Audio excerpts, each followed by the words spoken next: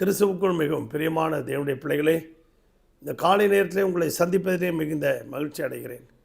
கர்த்தர் நம்மை ஒவ்வொரு நாளும் போஷித்து பாதுகாத்து பராமரித்து வருகிறதை நினைத்து கர்த்தரை ஸ்தோத்திரிக்கிறேன்.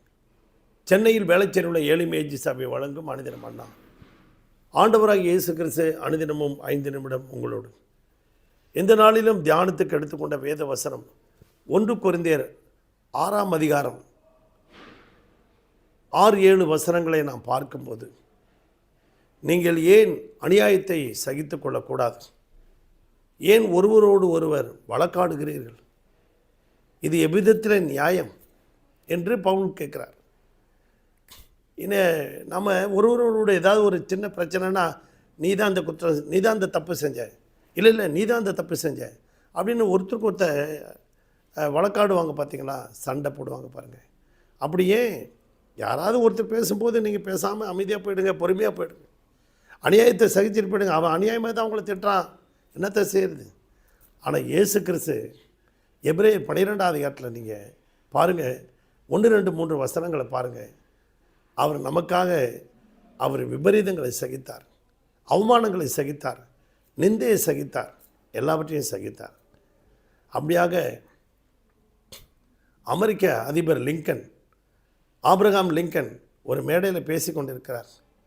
அப்பொழுது அந்த மேடையில் பேசி கொண்டிருக்கும்போது அங்கே பார்வையாளராக வந்த ஒருத்தன் தன் கையில் கழட்டிருந்த ஷூவை எடுத்து அவன் அப்படி காமிச்சான். ஆபிரகாம் லிங்கனை பார்த்து இந்த ஷூவை காமிச்சான். பார்த்தியா, ஒழுங்காக பேசு, இது உங்கள் அப்பா தைத்து கொடுத்த செருப்பு அப்படின்னு சொல்லி அவர் அந்த குலத்தொழிலை வச்சு அவமானப்படுத்தினான். அப்போ ஆபிரகாம் லிங்கன் சொன்னாராம், எங்கள் அப்பா எவ்வளோ நாளைக்கு முன்னாடி அந்த செருப்பு தொழில் செஞ்சுக்கிட்டு இருந்தார், அவர் தைச்ச செருப்பு இன்ன வரைக்கும் போட்டுட்ருக்கேன், சரி உன் செருப்பு இந்த எடுத்துன்னு வாப்பா, நான் தைச்சி கொடுக்குறேன் அப்படின்னு சொன்னாராம். பிரியமான தேவனுடைய பிள்ளைகளே, நம்முடைய வாழ்க்கையில் அந்த தேவ மனுஷன் சொன்ன வார்த்தை பாருங்கள். அங்கே 2 சாமுவேலின் புத்தகம் 16ஆம் அதிகாரத்தில் நம்ம பார்க்கிறோம். அப்சலோம் பதவியை பிடித்து கொண்டு தகப்பனை காட்டுக்கு அனுப்புகிறான். பதவியை இழந்து வெளியில் வரும்போது அப்படியே ராஜா அழுது கொண்டு வருகிறார். காலில் செருப்பு இல்லாமல் நடந்து கொண்டு வருகிறார். தாவீதினுடைய உறவு முறையை சேர்ந்தவன் சீமேயும், இரத்த பிரியனே, பேலியாளின் மனுஷனே, தொலைஞ்சு போ என்று அவன் வசமாறி பேசி கொண்டிருக்கிறான்.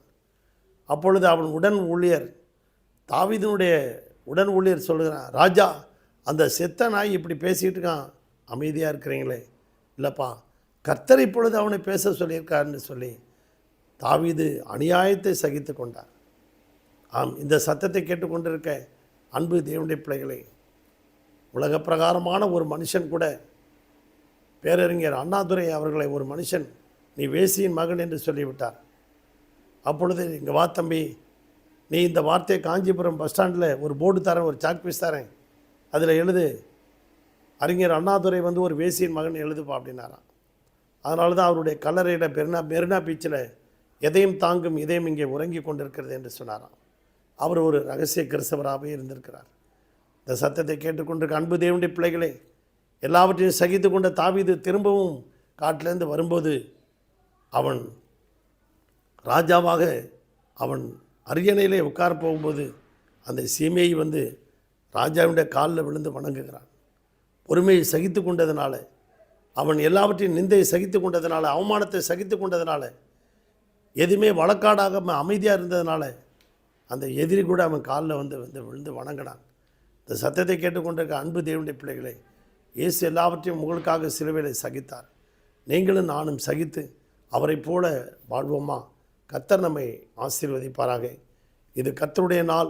இந்த நாளில் நீங்கள் போய் தேவனை துதித்து ஆராதித்து கர்த்தரை மகிமைப்படுத்துங்க. கர்த்தர் உங்களை ஆசீர்வதிப்பார். பரலோக பிதாவே, இந்த சத்தத்தை கேட்டுக்கொண்டிருக்க ஒவ்வொரு பிள்ளைகளையும் ஆசீர்வதியும். இது கர்த்தர் உண்டு பண்ணின நாள், இதில் மகிழ்ந்து களி கூற கடவோம் என்று சொன்னது போல உலகமெங்கு நடக்கிற எல்லா ஆராதனைகளையும் என் ஆண்டவர் இயேசுவை நாமும் மகிமைப்பட வேண்டுமா ஜெபிக்கிறோம், உயர்த்தப்பட வேண்டுமா ஜெபிக்கிறோம். ஒவ்வொரு குடும்பத்தையும் ஆசீர்வதியும், அவர்கள் தேவைகளை சந்தியும். இந்த மாதத்தின் கடைசி நாளில் நாங்கள் நிற்கிறோம். இந்த மாதம் முழுவதும் எங்களை 11 மாதமும் அற்புதமாய் நடத்தி வந்ததற்காக கொடாகொடி நன்றி செலுத்துகிறோம்.